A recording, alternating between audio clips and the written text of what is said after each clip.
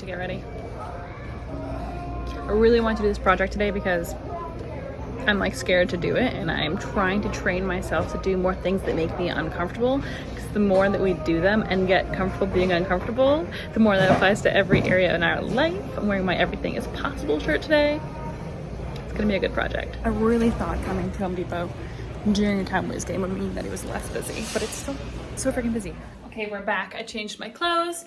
I am going to set the room up for painting, which means I'm gonna lay down some plastic bags, tape up the bottom so that I don't drip on the new carpet. And then we're just kind of gonna get going. I don't really quite know what I'm doing. I think I am going to wet these first, but that also feels kind of weird. So we're just gonna do a lot of testing and trialing right now. And I'm really excited because, like I said at the store, this makes me slightly uncomfortable. Like, it's not that deep. It's painting an accent wall, you know? It could go horribly wrong, and it's like not important in life. But leaning into that, so I just saw my reflection.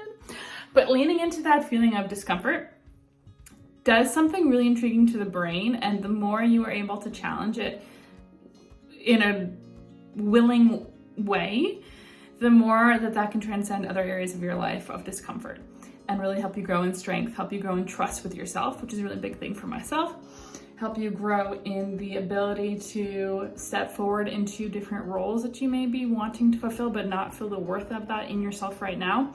So even small things like this can actually be might be a part of a much bigger snowball effect. So if you haven't thought of it that way before, is there something fun that doesn't have too much weight to it, but still kind of gives you that edge of discomfort that you could lean into to help overall in your ability to step forward?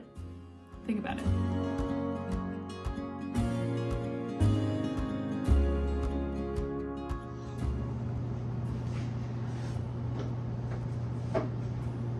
I would like to clarify, I do not condone what I'm about to do. When I went to Home Depot, I knew I didn't have a step stool, and I made a conscious decision, I have shorts on by the way, a conscious decision to not get one, knowing that I had something sturdy enough to stand on. Do the same as I do, you know?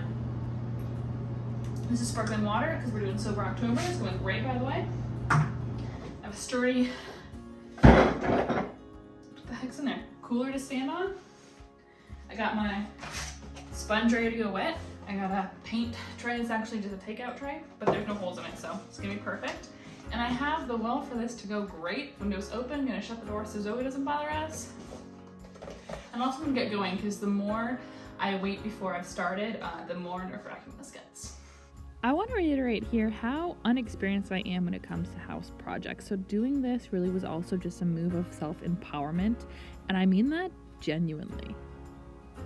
So with that being said, the beginning of the project was really fun and even exhilarating, and I was enjoying it until we got to about here. Let me just show you in real time how slow this was.